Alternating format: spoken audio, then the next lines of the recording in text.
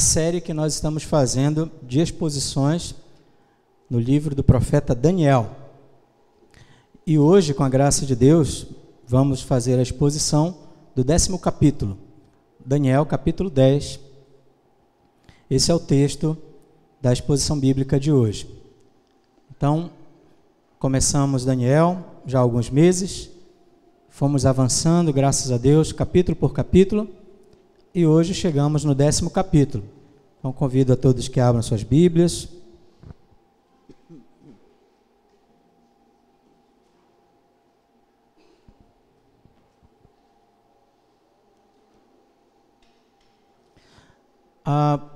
Neste momento, farei apenas a leitura dos 4 primeiros versículos. E depois, então, nós faremos a leitura das estruturas que eu vou apresentar para vocês, alguns comentários e algumas aplicações para as nossas vidas, para a nossa edificação.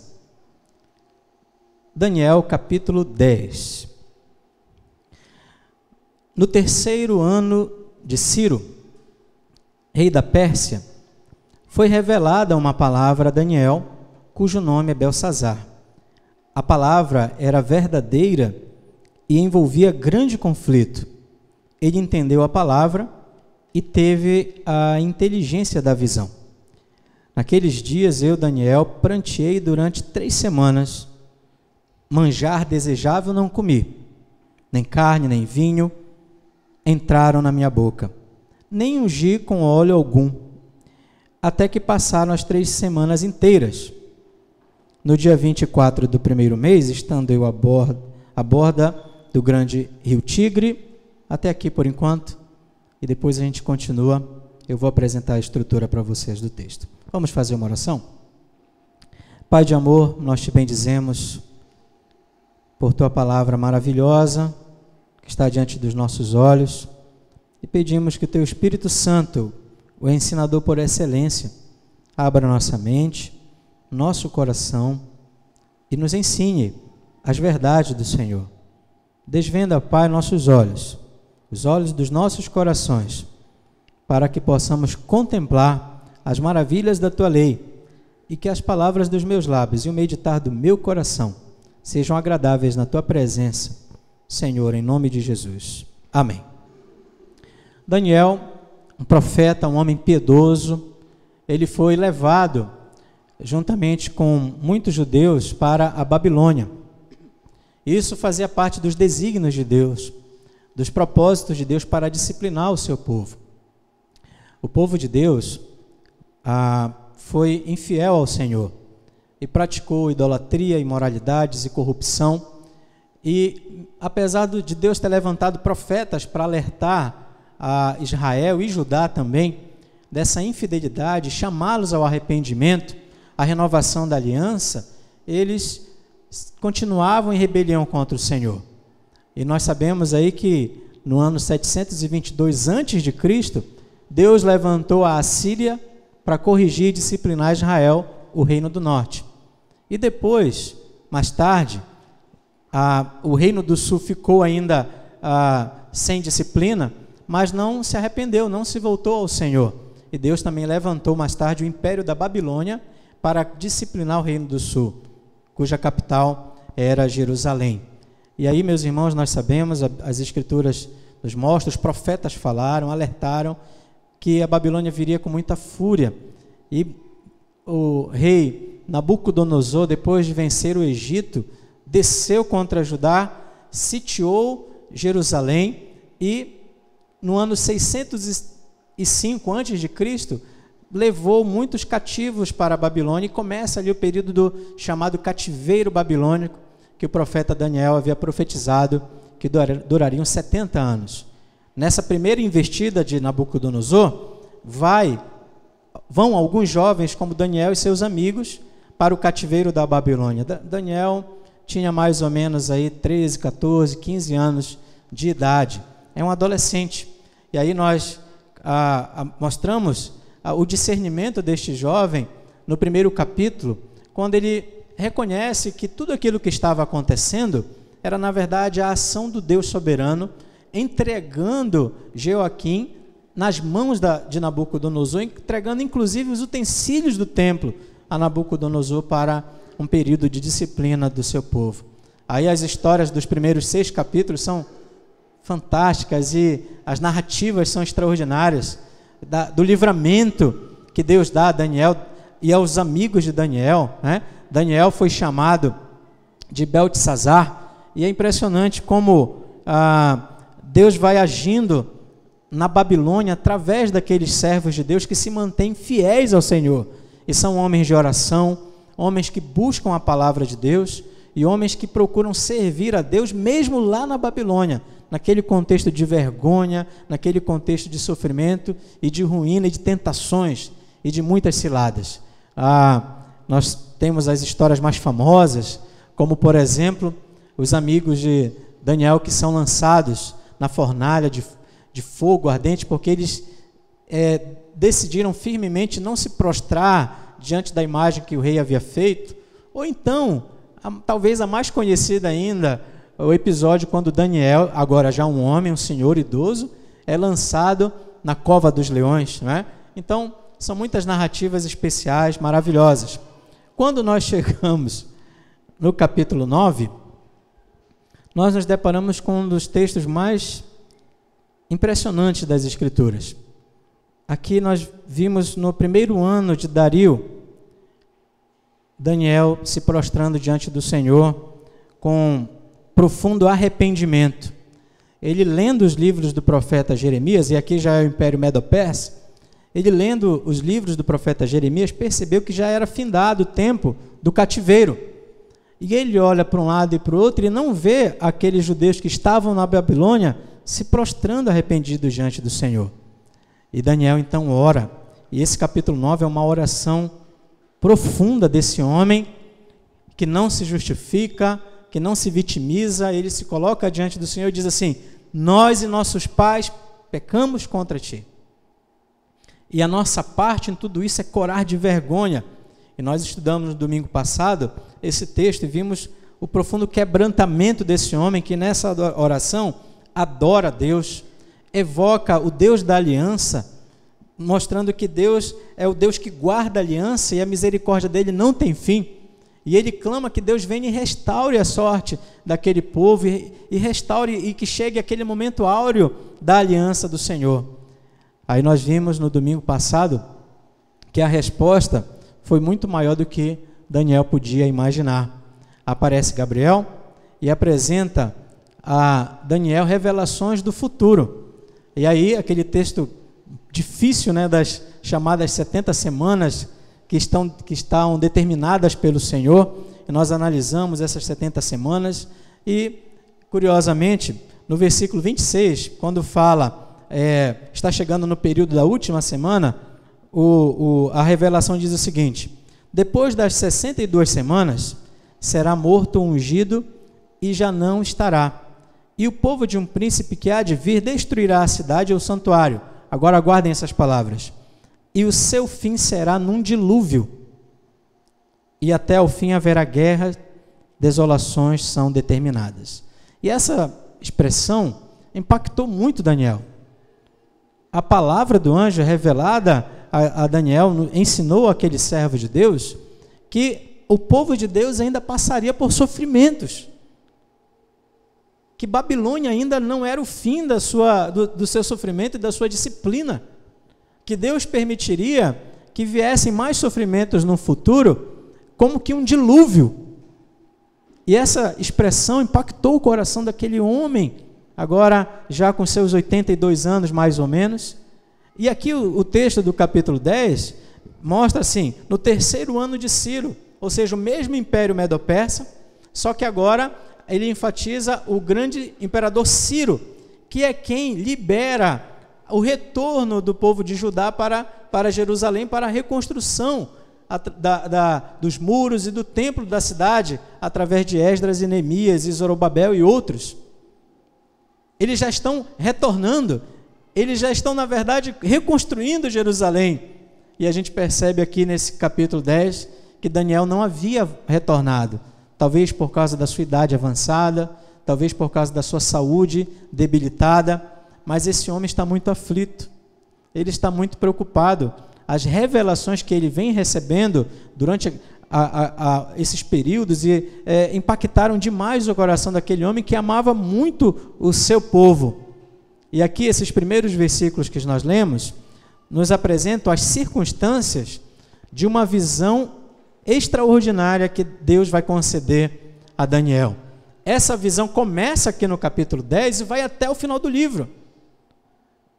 É tão conectado tudo que vem agora para frente, que seria ideal se fosse um sermão todo no capítulo 10, 11 e 12, porque é uma só visão, onde Deus vai mostrar para Daniel o que aconteceria durante a história, inclusive com o povo de Jerusalém. Daniel está impactado, e aconteceu no 3º ano de Ciro, rei da Pérsia, e foi revelada a palavra do Senhor a Daniel. Agora veja, que coisa interessante. No 2º versículo, Daniel apresenta melhor para a gente a circunstância dessa visão. Acompanhe mais uma vez a leitura. Diz assim: naqueles dias, eu, Daniel, pranteei durante 3 semanas. Manjar desejável não comi, nem carne, nem vinho entraram na minha boca, nem me ungi com óleo algum, até que passaram as 3 semanas inteiras. Ou seja, Daniel está com o coração pesado por causa das revelações que já havia recebido a respeito do futuro, a respeito dos reinos que viriam, a respeito do Filho do Homem, a respeito do Ancião de Dias que julgaria todas as coisas, a respeito do sofrimento que o povo de Deus ainda passaria debaixo de Antíoco Epifânio. Isso tudo pesou demais no coração dele. Era um homem como nós, frágil, dependente de Deus, e ele se encheu de tristeza. E aqui diz, meus irmãos, que ele chorou por 3 semanas.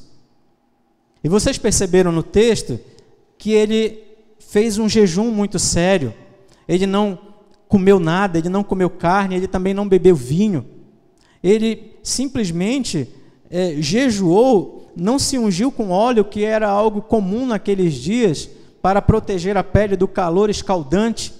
Então ele não cuidou da saúde, ele não se alimentou, ele jejuou e chorou por causa da situação do povo dele, que ele amava tanto, do povo de Deus. Mas por quê? Alguns estudiosos acham que a questão é que o que está ensinado para a gente nos livros de Esdras e Neemias, que o povo, quando volta para a reconstrução de Jerusalém, enfrenta dura oposição dos samaritanos. Então, nesses dias que Daniel está aqui jejuando e chorando e pranteando, alguns voltaram para Jerusalém, liberados pelo imperador Ciro, e estão enfrentando a oposição dos samaritanos lá em Jerusalém. E ele está aflito com isso. Ele está vendo que o povo dele só passa sempre por lutas e batalhas o tempo todo. Mas não é só isso. Ele olha também para a Babilônia, anda nas ruas da Babilônia e percebe que muitos judeus não quiseram voltar. E nós sabemos disso. Muitos decidiram ficar na Babilônia. Muitos entenderam que Babilônia era um bom lugar. Muitos pararam de olhar e de ter expectativa de voltar para Jerusalém. Muito do que acontece hoje com a igreja. Muitos entenderam que esta Babilônia, esse mundo caído e de pecado, é um excelente negócio. E perderam a grande expectativa da Jerusalém celestial também. E já não buscam mais o Senhor. E não se importam mais com a lei de Deus. E Daniel chora. Daniel jejua. Daniel está quebrado. Essa é uma boa palavra para expressar o que ele está passando aqui. Agora o versículo 4, vocês vão entender porque eu cortei a leitura no 4º versículo. Localiza um pouquinho mais o período. Diz assim: no dia 24 do 1º mês, estando eu à borda do grande rio Tigre. Meus irmãos, esse período, 24 do 1º mês, no calendário judaico, era o período da Páscoa. Estava passando um pouquinho o período dos pães asmos. Este homem, possivelmente celebrando ali, tentando celebrar algo da Páscoa, lembrando a Páscoa. O que era a Páscoa? A Páscoa era a festa da libertação, quando Deus anunciou a libertação do povo de Deus do Egito. E ali estão agora Daniel, nesse período de profundo quebrantamento. com muita tristeza no coração, porque o povo dele está lutando em Jerusalém e outros não estão nem aí, e ele ainda está na Babilônia. Ele está muito triste realmente, e ele está olhando para o rio Tigre, estando eu à borda do rio Tigre. Isso para mim não é à toa. Para mim não é à toa que ele faz questão de dizer que ele está na beira do rio, quando vai ter essa visão que nós vamos analisar agora. Porque veja, vocês perceberam que eu enfatizei para vocês que Deus havia anunciado que o fim que haveria um período de sofrimento que seria como um dilúvio. A minha impressão que eu tenho é que Daniel olha para aquele rio caudaloso, que era o rio Tigre, de extensão de 1,5 a 2 quilômetros, e um rio relativamente suave, mas fica na mente dele vendo aquelas águas e aquela movimentação, aquele fluxo, e ele fica imaginando a revelação que ele recebeu de Daniel, dizendo que sobreviria sofrimentos como um dilúvio sobre o seu povo. E aquilo tudo aperta muito mais o coração dele, porque ele fica imaginando o fluxo da história. Os rios muitas vezes eram usados como simbologia, a história que percorre e que avança num sentido que homem nenhum pode segurar, e o tempo passa e as coisas acontecem. E eu fico imaginando esse homem olhando para aquele rio, o rio Tigre, lembrando das palavras do Senhor e pensando: meu Deus, o que será de nós? O que será de nós daqui para frente? Olha o que está acontecendo, alguns voltaram, mas a luta continua. Outros estão dormindo aqui, e eu aqui com a minha aflição, mas sou um velho, não posso fazer muita coisa, o que será de nós? Fico imaginando que às vezes pode ser de repente a reflexão dos cristãos do nosso tempo, talvez seja o seu pensamento, as indagações do seu coração. Você fica às bordas do rio Tigre, olhando para a história, para os acontecimentos que cercam a sua vida, a sua família, que atingem você, os desafios muitas vezes monstruosos, imensos. Você olha as suas forças indo embora depois de muito sacrifício, muita luta, muita persistência, talvez até como o profeta Daniel, de oração, jejum, clamando dia e noite, buscando a vontade do Senhor, e os perigos cercando, e as limitações tomando conta, e você olha para o fluxo da história, da história da sua família, da sua igreja, do seu povo, do seu coração, e talvez você questione: o que será daqui para frente? O que será de nós? O que será de mim? É assim que eu penso que Daniel estava à borda do grande rio Tigre. Agora nós vamos ler a revelação que ele tem. Vamos ler a partir do versículo 5. Levantei os olhos e olhei, e eis um homem vestido de linho, cujos ombros estavam cingidos de ouro puro de Ufaz, e o seu corpo era como o berilo, o seu rosto como um relâmpago, os seus olhos como tochas de fogo, os seus braços e os seus pés brilhavam como bronze polido, e a voz das suas palavras eram como o estrondo de muita gente. Só eu, Daniel, tive aquela visão. Os homens que estavam comigo nada viram, não obstante caiu sobre eles grande temor, e fugiram e se esconderam. Fiquei, pois, eu só e contemplei esta grande visão, e não restou força em mim. O meu rosto mudou de cor e se desfigurou, e não retive força alguma. Versículo 9. Contudo, ouvi a voz de suas palavras, e ouvindo-a, caí sem sentidos, rosto em terra. Meus irmãos, ele está ali contemplando o rio, mas ele deveria contemplar algo muito maior. E ele contempla, meus irmãos, um homem vestido de linho, e essa linguagem é de pureza, de excelência, de realeza, e a descrição é impressionante, porque parece muito, nos faz lembrar muito a descrição que João tem lá em Apocalipse, do homem que traz as revelações a ele na ilha de Patmos. A gente entende assim, se você ler Apocalipse capítulo 1, dos versículos 13 ao 20, você vai ver que 600 anos depois, quando é entregue a revelação dos últimos dias a João, ao apóstolo, essas descrições são parecidas com Cristo que João vê lá na ilha de Patmos. Ou seja, enquanto Daniel estava refletindo sobre o fluxo da história e os desafios grandiosíssimos que ele e seu povo enfrentariam, mas porque estava quebrantado, porque tinha buscado a vontade de Deus com jejum e oração, com humildade, ele se depara com o Senhor da história. Ele se depara com o próprio Cristo. Aqui é uma manifestação de Cristo antes da sua encarnação, uma teofania ou cristofania, como alguns gostam de falar. Então ele ansioso, aflito com tudo que estava acontecendo, e esse Deus gracioso e maravilhoso se manifesta a esse homem, e ele tem a visão do rei da história, ele tem a visão do próprio Senhor. Como é que será a minha vida? Como é que será a minha história a partir de agora?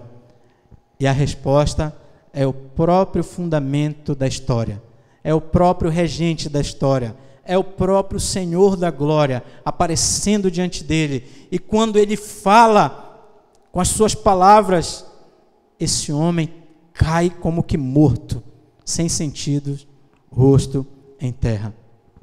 Daniel teve uma revelação absurda, espetacular, uma visão impressionante do Rei da Glória, do nosso Senhor Jesus Cristo.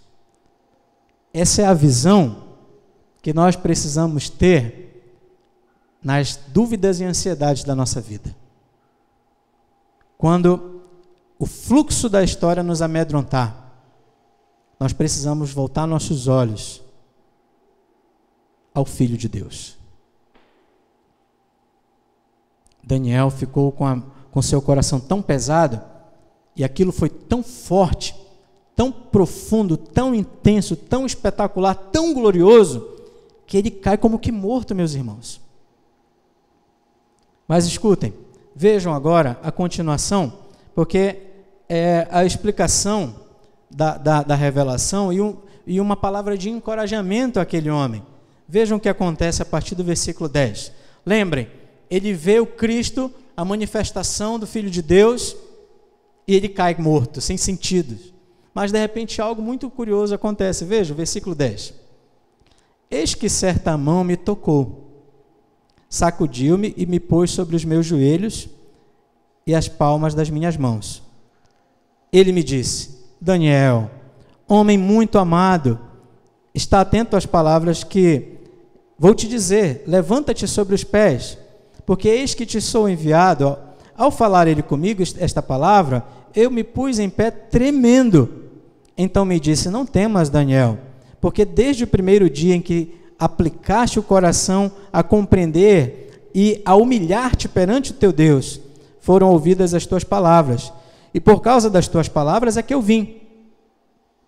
Mas o príncipe do reino da Pérsia me resistiu por 21 dias, porém Miguel, um dos primeiros príncipes, veio para ajudar-me, e eu obtive vitória sobre os reis da Pérsia.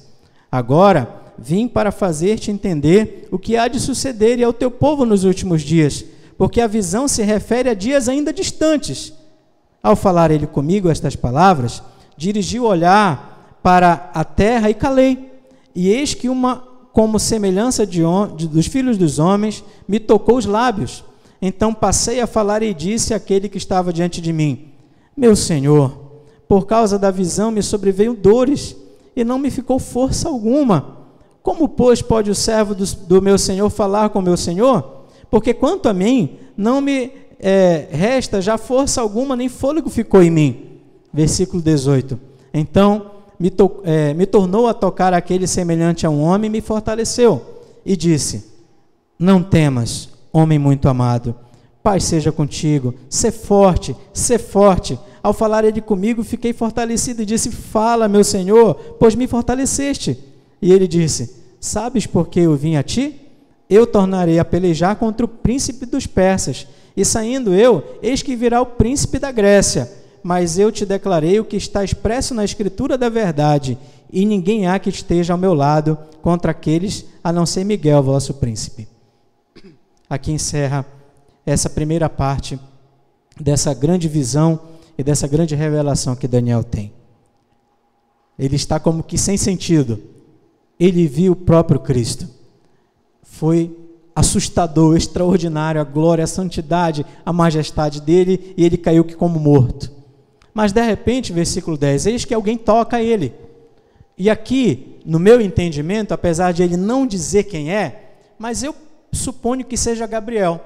Ele viu Cristo, caiu morto, ou sem sentido, melhor dizendo, e Gabriel vai, toca nele de novo, e conseguiu fazer com que, pelo poder, né, ali operado, que ele pudesse voltar os sentidos e ficar de joelhos diante do anjo Gabriel. Meus irmãos, a palavra que Gabriel diz a Daniel é a seguinte: Daniel, homem muito amado. Essa é de longe a coisa mais maravilhosa que um ser humano pode ouvir da parte de Deus. É que ele é muito amado por Deus. Essa é a coisa mais fantástica que alguém deveria desejar ouvir da parte do Senhor, que é ser objeto do amor de Deus. Porque a sua dúvida, a sua luta era com relação ao fluxo da história, ao que aconteceria com ele e com seu povo. E ele viu o rei da história, o soberano Senhor, que um dia vai reinar sobre tudo e sobre todos, e que reino algum pode contra ele. Ele desfaleceu, e agora ele ouve do próprio anjo, que o acorda, que dá força a ele, que ele é o amado do rei da história. Ele não está em situação de inimizade, isso foi resolvido. Ele não está em situação de rebeldia ou de perdição, porque isso também foi resolvido. Porque ele foi perdoado, ele foi justificado pela graça, ele foi abraçado por esse Deus de amor e de misericórdia. Daniel, homem muito amado, se levanta. Eu tenho algo para te dizer. Você, Daniel, aprendeu a grande lição da humildade. Vocês perceberam que o texto diz no versículo 12 que aquele homem dedicou o coração, aplicou o coração a compreender e a se humilhar diante de Deus. Daniel queria mais compreensão a respeito das coisas que aconteceriam, e ele se humilhou diante do Senhor Deus. E é curioso isso, porque, por exemplo, nós vimos que Daniel enfrenta o soberbo Nabucodonosor. No capítulo 4 de Daniel, a gente vê Deus humilhando aquele rei, fazendo ele comer capim, para que ele aprendesse que Deus tem a história e o governo em suas mãos. E Daniel viu aquilo, viu a consequência da soberba diante de Deus.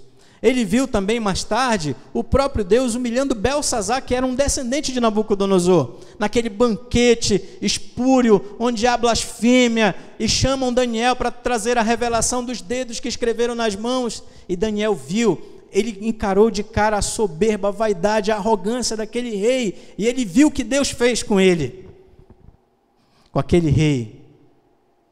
Aquele rei morreu naquela mesma noite.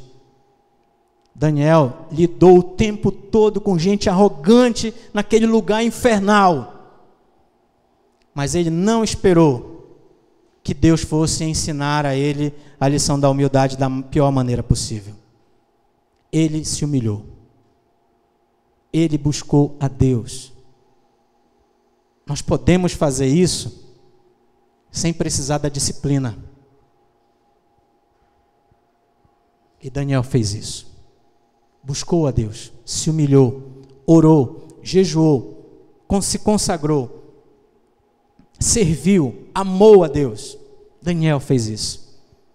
Ele se humilhou diante de Deus. E a palavra diz que o anjo revela que aquele homem era objeto do amor do Senhor.